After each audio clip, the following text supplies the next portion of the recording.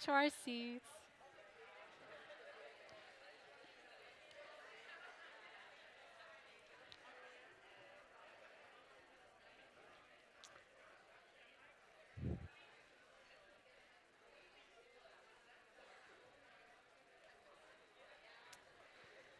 All righty. It sounds like all the networking's already taking place. I love it. Love to hear the laughter and the chit chat. So we'll slowly get ready for our next speaker. And thank you for our online viewers. We see all the applauses and the support that you're sending in the chat. So thank you so much for that.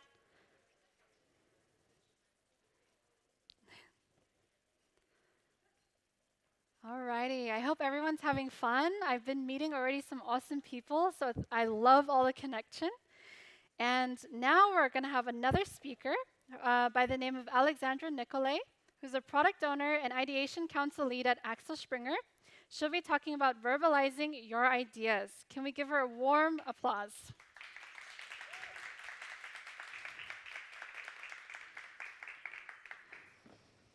Hi there.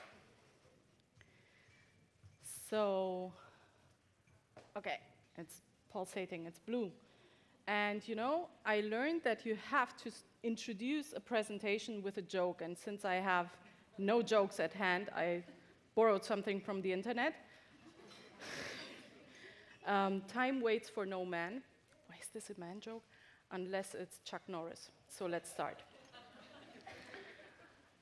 Verbalizing your ideas. This is a presentation about how ideas made it into my vita, and why I'm telling you about it is because I think that we very often do not verbalize our ideas enough.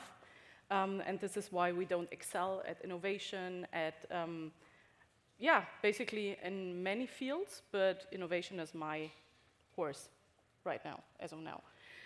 And where is it? Come back. Where's the text?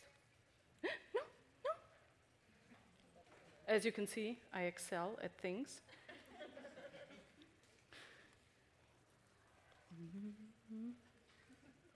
No, back. Come on, back. Where's the receiver? There it is. So, yeah, I'm totally technical because my plan was to become a teacher in the past. And then I had those weird ideas about doing things rather than just educating children or teenagers that are even not interested in what I have to say. So thank you for being here. What did I do? So I'm starting with the plan was I wanted to become a teacher for English and history, to teach people about very important events like this one, and specifically teenagers. And what I learned along the way is that no one is interested in that. And then I started, and because I like the challenge, but then I started doing fun stuff. Come on. Because the reality was that actually no one was listening. I was giving a lot of tutor lessons to all of those children, teenagers, and everyone was like, yeah, but there's Google for that. Yeah, thank you, Captain Obvious. But do you know everything that is happening in there? No, obviously you don't. So this situation, this is the kind of teacher that I would have become, and you don't want me to teach your kids. So what I did is I made it fun while I was in university, because you're in the program, you have to stick to it, finish it, and do something fun after that. But rather than just sitting there and being sad, I was starting all of my courses, because I'm a very lazy person. Yes, that's on tape now. Because I'm a very lazy person, to invent things to make myself have more fun at university. For instance, you know how you have to write those papers, like 15 pages, 25 pages, really deep dive things? Why not have Wikipedia invented before Wikipedia was invented? So I was doing with back then my boyfriend, now husband, so I put the label, like the ring on it. I had to have it, him. So what I did is I sat together with him and I told him, "Oh, I don't want to write this paper about fable, about animals and fables. So, like the fox in American history and literature has a different connotation than in French literature and so on.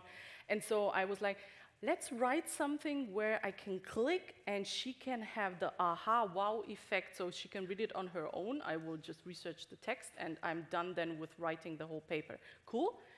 He said, yeah, why not? Let's try it. Microsoft Access back then, a little bit of advertisement in here. It worked, I got my grade, and I didn't have to finally write that piece. Later on, again, playing Unreal Tournament in the Audimax at the University of Potsdam, very colored button. I nearly freaked out all of those teachers for the entry programs for children, because I told them this is what I do when I go home.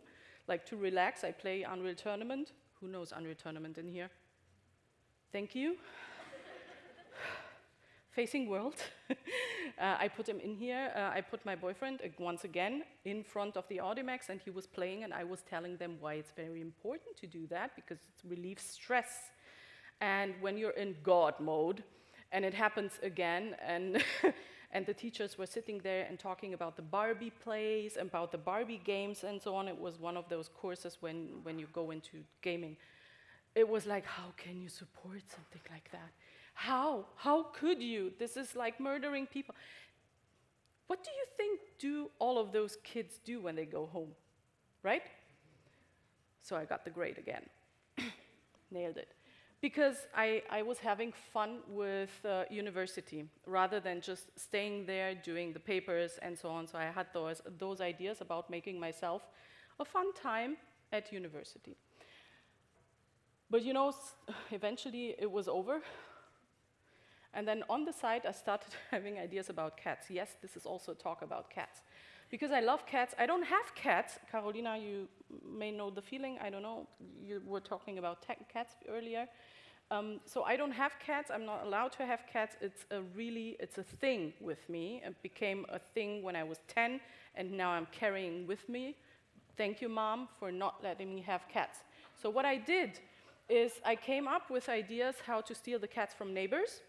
And now I'm, again, on tape, monitoring them, because I'm afraid they will starve or freeze to death, so we know where the cats are at all times in our neighborhood. And that's fun, because someone else might want that too. Why is this important? It's an idea. It was just one of those things that you do, and then you start materializing it because you have a need. You want to know where the babies are. So expanding your horizon, rather than sitting there and waiting for someone to bring you this idea or to empower you, just start doing it. Put the ring on it. If you need to, put the ring on it. So you need to find someone to support you in that. I have this someone. And early ideas were, I was starting to, before I started coming up here and did some research on my computer, I have this Google Drive thing where I started writing down all of my ideas. I called it, embarrassingly, visions. And then I have in there the app that will tell me how the weather is tomorrow and what I can dress with. Then, like, tell me what to dress in with, because the weather is going to be like either sunny or rainy. I want to eat this and that. When I open up my fridge, tell the fridge to tell the internet to send me all of that. And this wasn't yesterday. I started doing that 2014. Like 28, we had the app thing going on. It took me a while, 2014. But I started writing it down. And now I'm really frustrated that I didn't act on it, because I could have had this app developed very early on, but I didn't have the guts to do it back then. But do it, because you need the freedom to do all of that, You need the freedom to develop yourself, to verbalize your ideas. And then I started with ideas engineering, and yes, advertisement for NMT. And there are no bad ideas. Wherever you will hear, this is a bad idea, even if it's to your superior, again, it's on tape, just turn around and do it on your own. Test it out on your own.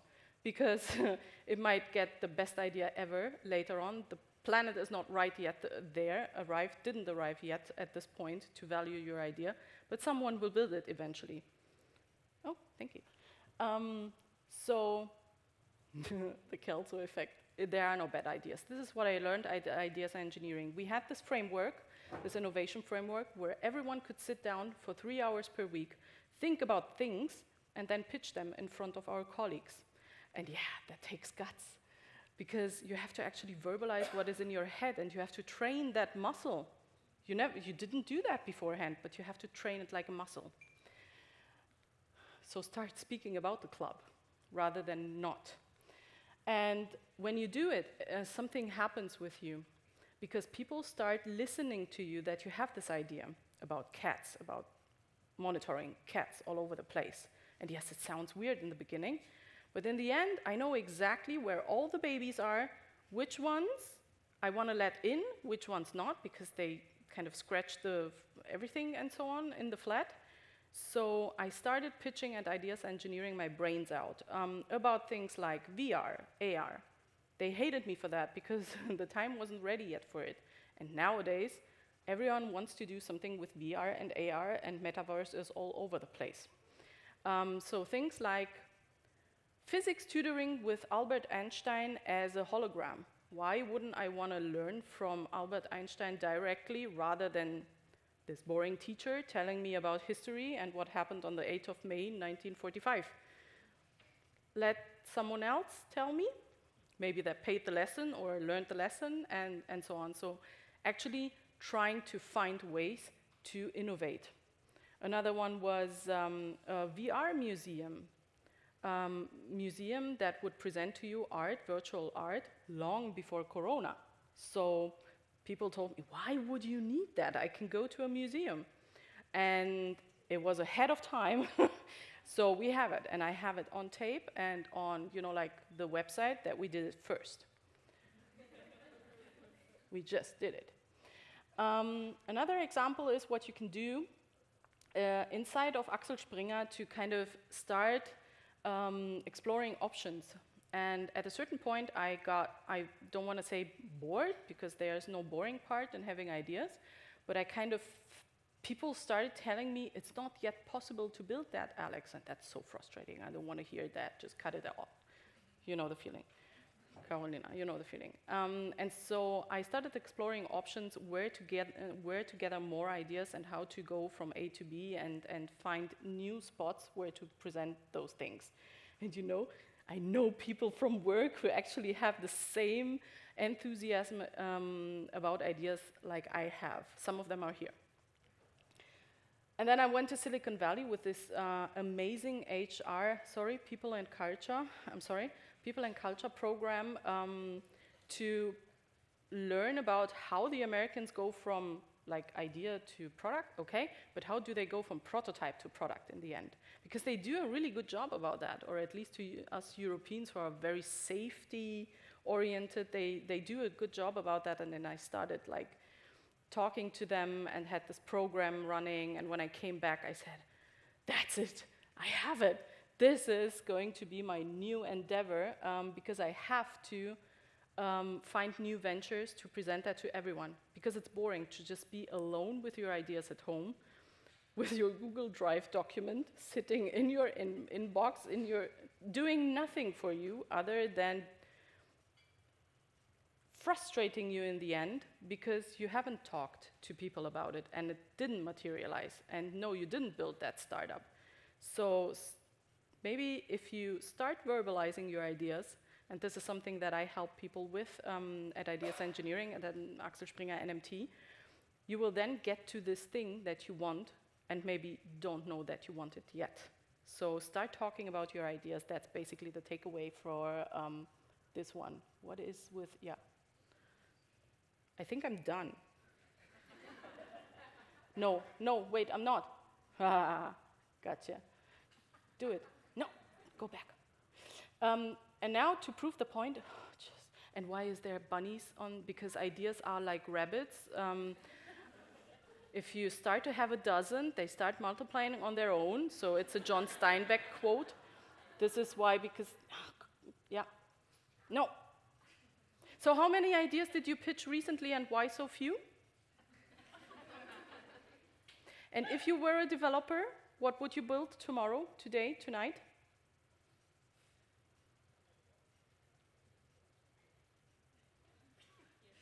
Did you say metaverse? No, you didn't. Okay. Okay.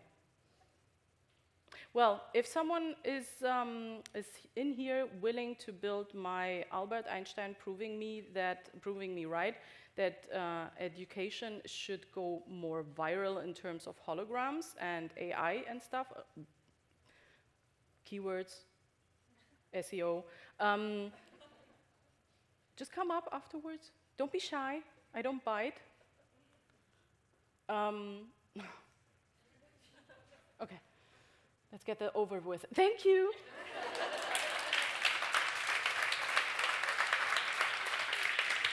Amazing. So we have time for actually one question. So does anyone have a question in the room?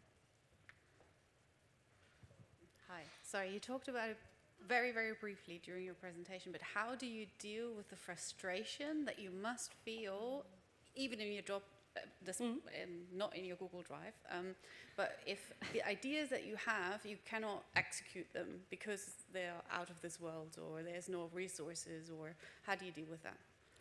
Recently, I had a presentation at TechCon about that, trying to educate people that, I called it Alextopia, it's no coincidence. So try to educate people that your ideas, and ideas in general, are nothing that eventually it will materialize. Whatever you can think of, it's going to happen. And I took the example from sci-fi movies because, you know, there are so many examples from sci-fi movies that people would tell you it's not possible. And I always brought on the other side of the presentation, of the slide, was the in real life example. So holograms with Marilyn Monroe, or not possible. But you know that ABBA has nowadays, like, in real life shows happening, and they're not on stage, just like me, because holograms. So the Tupac thing in 2014 was already, but now imagine what they can do nowadays. And yes, it was in Blade Runner.